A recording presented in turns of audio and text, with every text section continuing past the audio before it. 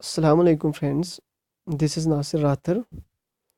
तो आज का जो लेक्चर रहेगा मेरा politics of Jammu and Kashmir के बारे में। पहला भी एक लेक्चर मैंने दिया था, that was my demo lecture.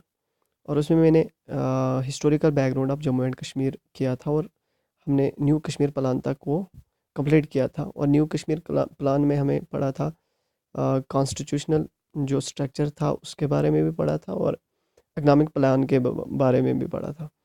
आज हम एक तो न्यू कश्मीर प्लान को थोड़ा सा आगे भी देख लेंगे कि उसमें क्या हुआ था। और एक बेस बनाएंगे हम इंस्ट्रूमेंट ऑफ एक्सेशन के लिए कि इंस्ट्रूमेंट ऑफ एक्सेशन कैसे हुआ था जम्मू कश्मीर का। आज का लेक्चर इस बेस पे रहेगा। बेस क्या है, हम इसमें पढ़ेंगे quit Kashmir memorandum, quit Kashmir movement, jail of Sheikh Mohammad Abdullah और rule of Pandit Jawaharlal Nehru, independence act और debate on accession of Jammu and Kashmir. चलो स्टार्ट करते हैं। सबसे पहले जो न्यू कश्मीर प्लान जब उस टाइम हुआ था तो उसने बहुत सारी वाइड पब्लिसिटी ली थी on the ground of masses, यानी पीपल्स में जो न्यू कश्मीर प्लान का एक क्रीड बन गया था पीपल्स के बीच में।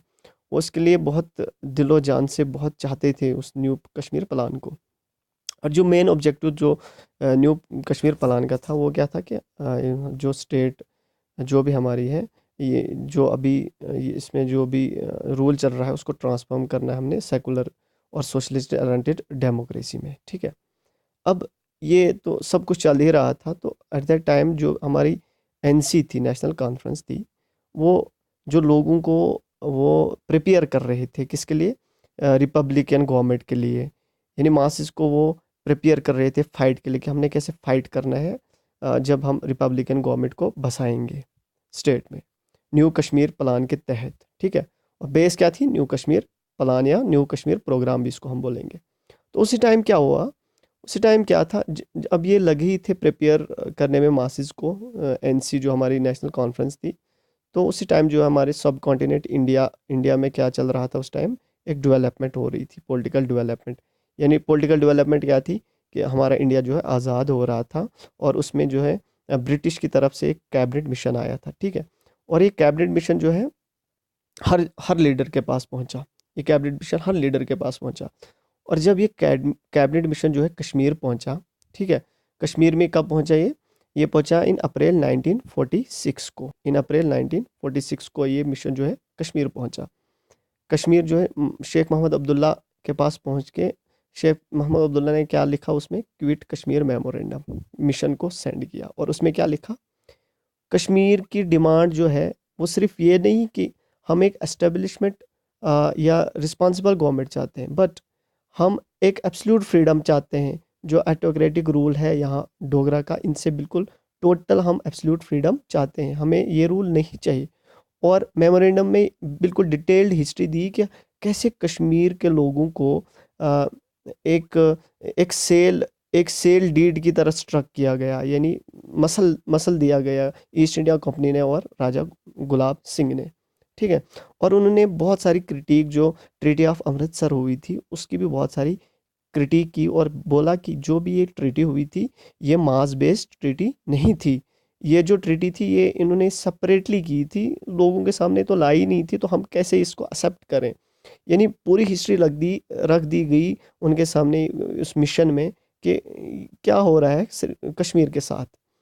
अब जब इन्होंने ये चीज़ें लिख दी मिशन को, तो उसी टाइम जो है ऑन मई 5 1946 को क्या हुआ कि शेख मोहम्मद अब्दुल्ला ने एक बहुत फेमस जो उनकी एक मूवमेंट थी, that was Kashmir quit Kashmir movement, उसको लॉन्च किया, यानी उसको चलाया। अब उसमें क्या था, इस ये मूवमेंट तो एक रिवॉल्ट था ना महाराजा के खिलाफ। महाराजा जो इस वक्त हरी सिंह थे, उनके ही खिलाफ तो था कि कश्मीर को यहाँ से क्विट कर दो। तो इस टाइम क्या हुआ था, जब ये मूवमेंट स्टार्ट होगी तो उसी दौरान जो हमारे जो शेख मोहम्मद अब्दुल्ला थे उनको अरेस्ट कर दिया गया। शेख मोहम्मद अब्दुल्ला को ये बात भी याद रखना, उनको लाइन ऑफ कश्मीर भी बोला जाता है क्योंकि वो थे लाइन ऑफ कश्मीर। ठीक है। उनको अरेस्ट कर दिया गया कहाँ पे, घड़ी दुपट्टा, ये 99 मील्स जो है अवे श्रीनगर से है। अब क्या हुआ, जब ये सब कुछ हो गया, ये जब उनकी जेल होगी, उनको हिरासत में लिया, तो ये बात जो है श्रीनगर के लोगों तक पहुंची। जो ही ये बात श्रीनगर के लोगों तक पहुंची तो फिर से एजिटेशन, डिमॉन्स्ट्रेशन, एक वार लाइक सिचुएशन हो गई। जब वार लाइक सिचुएशन होगी तो वार कौंसिल सेटअप की, किसके अंडर? जनरल डायरेक्शन ऑफ किसके अंदर? ख्वाजा गुलाम महिलुद्दीन कर्रा। ठीक है। अब लोगों ने ब्रेवली फॉट किया ये वार, किन किन के खिलाफ?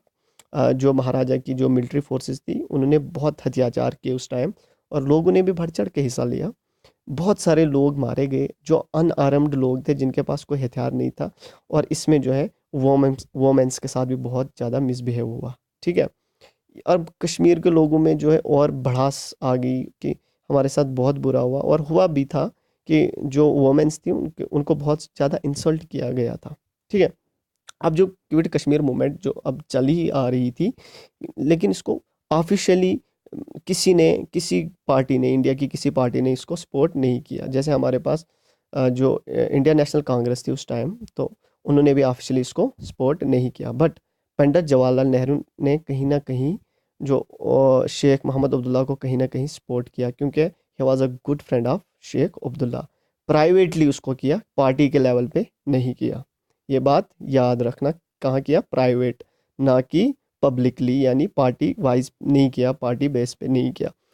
अब जो ही वो अरेस्ट हो गए शेख अब्दुल्ला जी, अब पंडित जवाहरलाल नेहरू जी तक भी ये बात पहुंची, तो उन्होंने अपने दोस्त को छुड़ाने की बहुत कोशिश की। बट क्या हुआ कि वो हरी सिंह जी के जो आउटलुक था उसको चेंज नहीं कर पाए। हरी सिंह ने तो फिलहाल तो उनके खिलाफ रिवार्ड था, उनको तो पहले से ही उनसे बहुत डीप हेटेड थी उनसे, शेख मोहम्मद अब्दुल्ला से। उनको उनके आउटलुक को चेंज नहीं किया। फिर जाके पंडित जवाहरलाल नेहरू ने क्या किया? एक एडवोकेट सेंड किया, और वो कौन थे? मिस्टर आसिफ अली। उनको सेंड किया कि वो शेख मोहम्मद अब्दुल्ला को डिफेंड करें। बट क्या हुआ? ऑन सितंबर 10 1946 को जजमेंट आ गई। जजमेंट जो है वो प्रोनाउंस्ड हो गई शेख मोहम्मद अब्दुल्ला के ऊपर, और उनको 3 साल की जेल हो गई।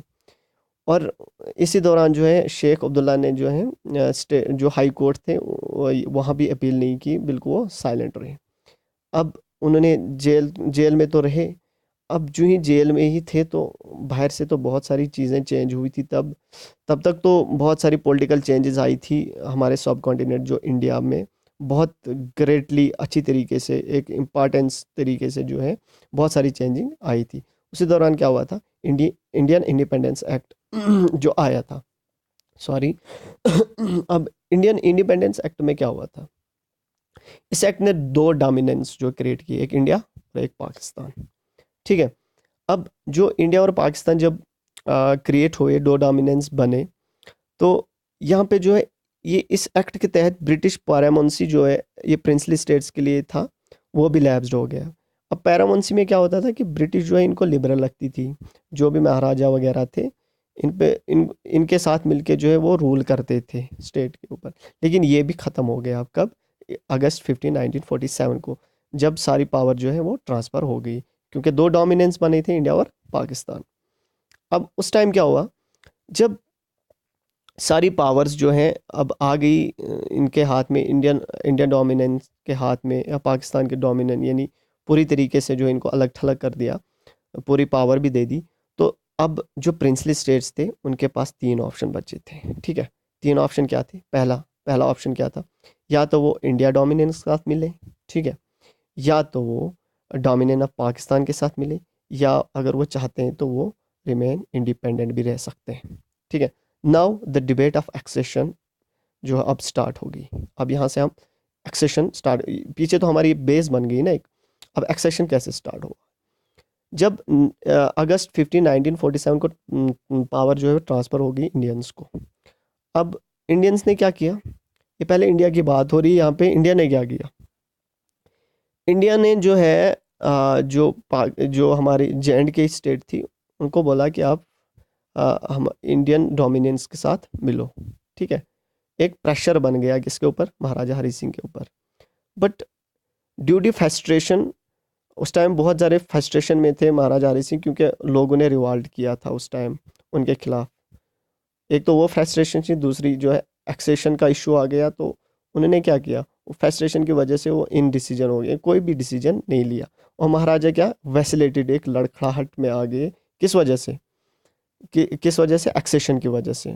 किन किन रीजनों से? अब देखो क्या रीज़न थे जिन वजह से जो है वो फ्रस्ट्रेशन में थे। पहला रीज़न ये था, देखो पाकिस्तान का एक रीज़न ये था हारी सिंह के लिए, उनका रिस्पांस जो पॉजिटिव था हर एक जो प्रिंसली स्टेट के लिए, चाहे वो उस टाइम हैदराबाद की हो या जोधपुर या जो हमारी जम्मू एंड कश्मीर की जो भी प्रिंसली स्टेट्स थी, उनके लिए जो उनका आउटलुक बिल्कुल चेंज था। वो क्या बोलते थे, पाकिस्तान या तो इंडिया के साथ मिलो, हिंदुस्तान के साथ, या पाकिस्तान के साथ, या आप इंडिपेंडेंट रहो।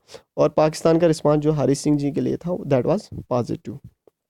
अच्छा, एक तो ये तो पहला एक रीज़न था। ठीक है, दूसरा रीज़न क्या था? दूसरा रीज़न था जो आल जम्मू कश्मीर मुस्लिम कॉन्फ्रेंस थी, उस टाइम किसके अंडर थी? चौधरी हमीदुल्लाह खान के अंडर।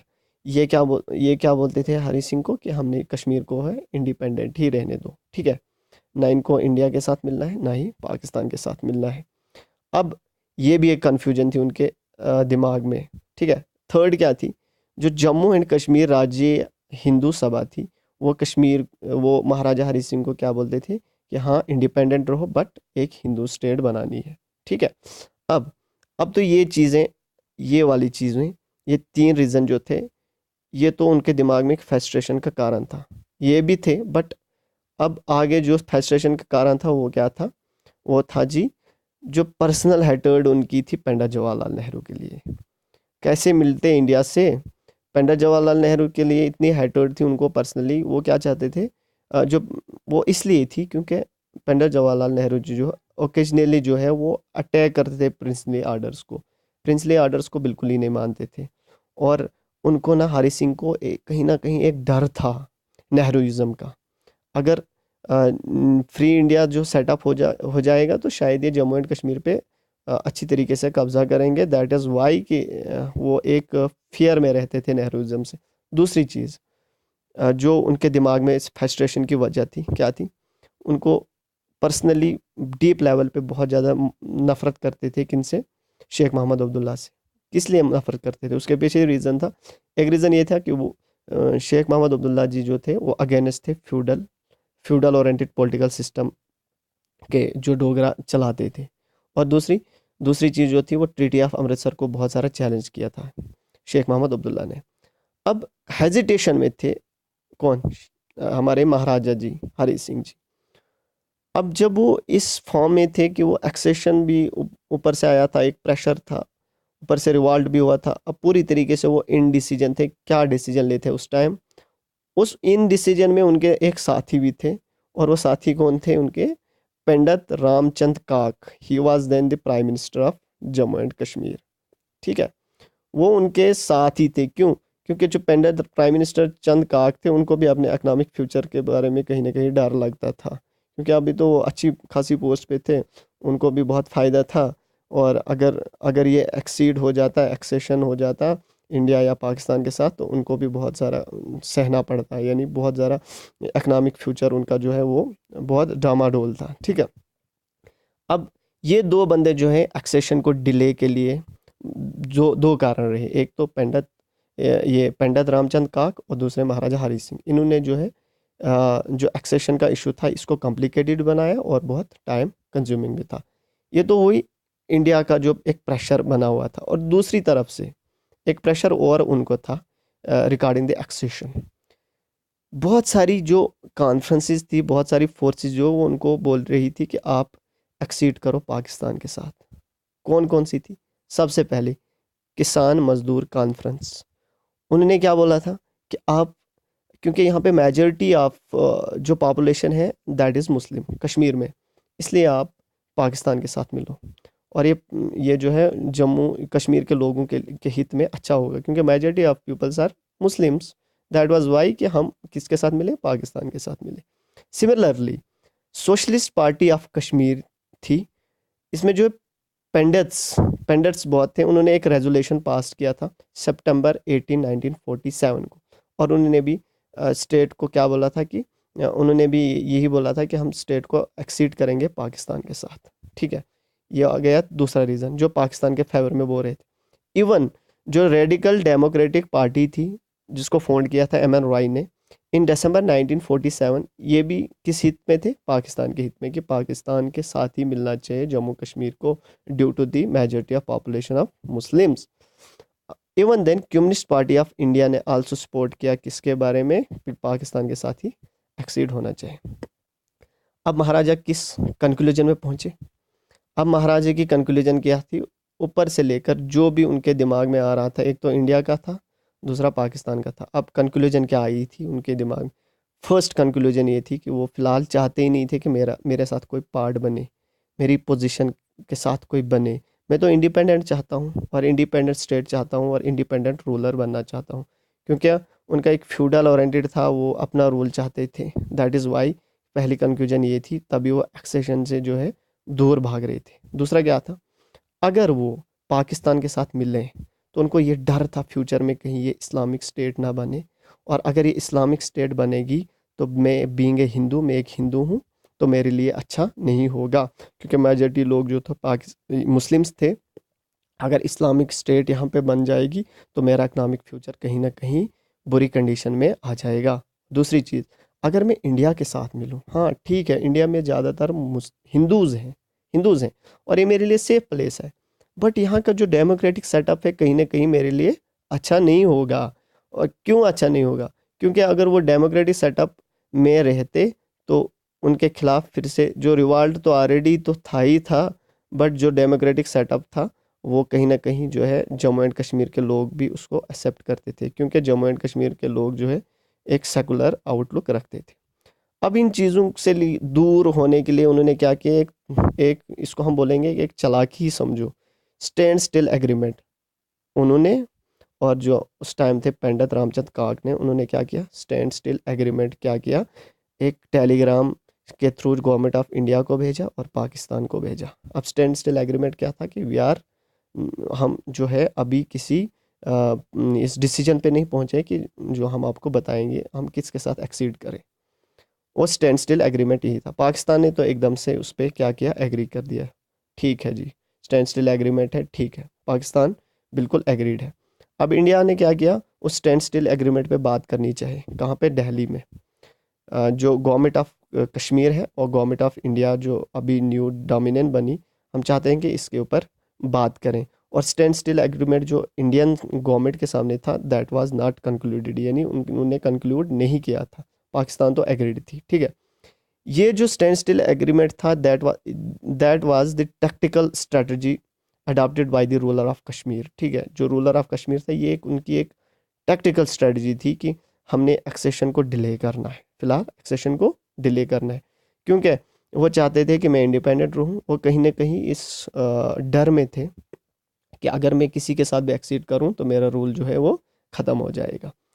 इसी इन डिसीजन से, और इनका जो इन्होंने इतना बड़ा टाइम ले लिया, इससे क्या हो गया? पुंछ रिवॉल्ट शुरू हो गया, ठीक है।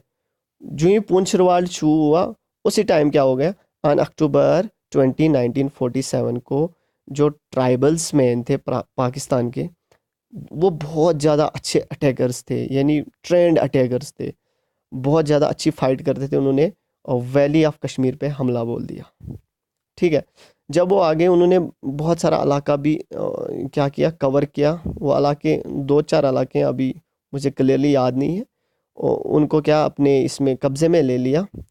और जब ऐसा महाराजा ने देखा कि कोई फोर्स आ रही है और अटैक कर रही है, तो उनको अपनी अपनी जो है लाइफ को भी एक थ्रेट सा लगने लगा कि शायद मैं आगे से यहाँ सेफ नहीं रहूँगा। इसलिए जो है उन्होंने अक्टूबर 25 1947 को वो मूव हो गए कश्मीर से जम्मू के लिए, ठीक है। श्रीनगर उन्हें छोड़ के जम्मू आ गए। और उन्होंने क्या किया? दूसरे ही दिन आके अक्टूबर 26 को महाराजा ने गवर्नमेंट ऑफ इंडिया से हेल्प चाहिए। हेल्प क्या चाहिए? कि मेरा जो इलाका है जम्मू एंड कश्मीर है, इसमें जी ट्राइबल्स में कहीं पाकिस्तान के आगे उन्होंने अटैक कर दिया है और हमें हेल्प चाहिए। अब जो ही उन्होंने हेल्प जो चाहिए, उसी उसी दौरान उन्होंने इंस्ट्रूमेंट ऑफ एक्सेशन को भी साइन करके गवर्नमेंट ऑफ इंडिया को भेज दिया कि मैं acceptance of government of India करता हूँ, ठीक है। ये पॉइंट याद रखना, कहाँ से स्टार्ट हो गया, ठीक है। यानी जब उन्होंने क्या हेल्प चाहिए, हेल्प के बाद ही एट द सेम टाइम उन्होंने क्या इंस्ट्रूमेंट ऑफ एक्सेशन को भी साइन कर दिया कि मैं गवर्नमेंट ऑफ इंडिया की गवर्नमेंट को क्या करता हूँ, एक्सेप्ट करता हूँ। अब जब ये चीज़ हो गई, जब उन्होंने ये इंस्ट्रूमेंट ऑफ एक्सेशन भेज दिया, तो उस टाइम क्या था, उस टाइम उन्होंने एक तो जान का भी उनको था कि शायद मेरे ऊपर भी शायद अटैक हो जाए, तो उन्होंने क्या किया, एक इंटरम गवर्नमेंट का आगाज़ कर दिया, एक टेम्परेरी गवर्नमेंट शेख के साथ मिलके। शेख मोहम्मद अब्दुल्ला को बोला कि अभी इमरजेंसी का वक्त है, हम एक कैरी ऑन करेंगे रिस्पॉन्सिबिलिटीज़, कोऑपरेट करें आप भी हमारे प्राइम मिनिस्टर के साथ, अभी इमरजेंसी चल रही है तो हमने अपनी स्टेट को बचाना है। अब इंस्ट्रूमेंट ऑफ एक्सेशन जो है महाराजा ने सेंड तो कर दिया, और वहाँ से भी जो उस time governor general of India थे लॉर्ड माउंट बैटन थे, ऑन अक्टूबर 27 1947 को उसको एक्सेप्ट कर दिया गया। ठीक है, इंस्ट्रूमेंट ऑफ एक्सेशन को। अब इंस्ट्रूमेंट ऑफ एक्सेशन तो गवर्नमेंट ऑफ इंडिया के पहुँच पहुँच गया। अब पंडित जवाहरलाल नेहरू जी का उस पर क्या नज़रिया था। जब इंस्ट्रूमेंट ऑफ एक्सेशन पंडित जवाहरलाल नेहरू जी के पास पहुँचा तो उन्होंने क्या किया, उसको सेंड किया किसको, मिस्टर इटली को, वो ब्रिटिश प्राइम मिनिस्टर थे उस टाइम, ऑन अक्टूबर 26 1947 को।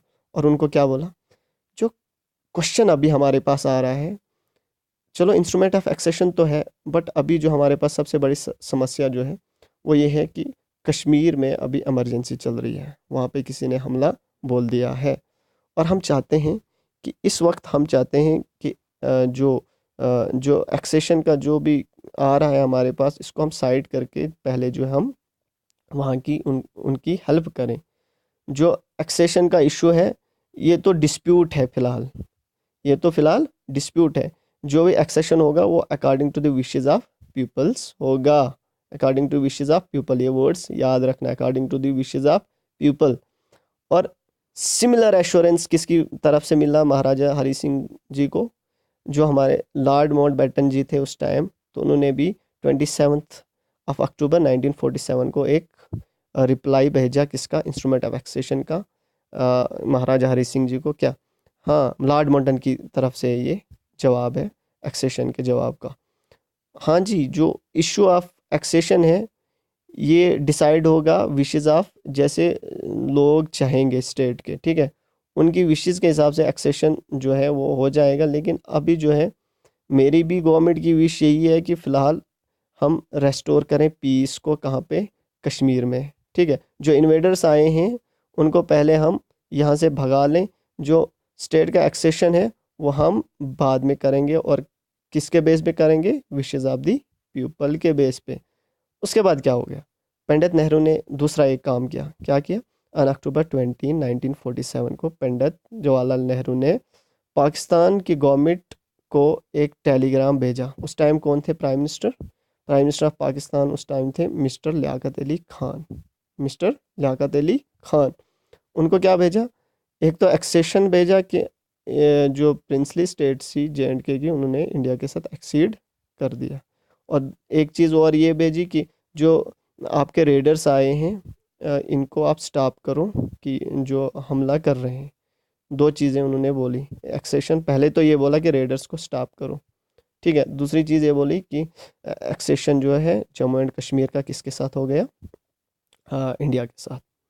अब रिप्लाई क्या था वहाँ से, रिप्लाई ये था कि ये जो भी एक्सेशन हुआ है ये that was totally in secret manner, इस एक्सेशन को हम मानते ही नहीं, क्या, इस एक्सेशन को हम मानते ही नहीं। और बहुत बड़ी बहस होगी एक्सेशन पे, पाकिस्तान की गवर्नमेंट ने इसको एक्सेप्ट नहीं किया, क्योंकि उनका ये मानना था कि एक्सेशन जो भी हुआ वो एक सेपरेट मैनर पे हुआ, और इस वक्त पे हुआ जब जो है महाराजा को एक हेल्प की ज़रूरत थी, और उस हेल्प के बदले में इंडिया ने क्या किया, उसको एक्सीड कर दिया।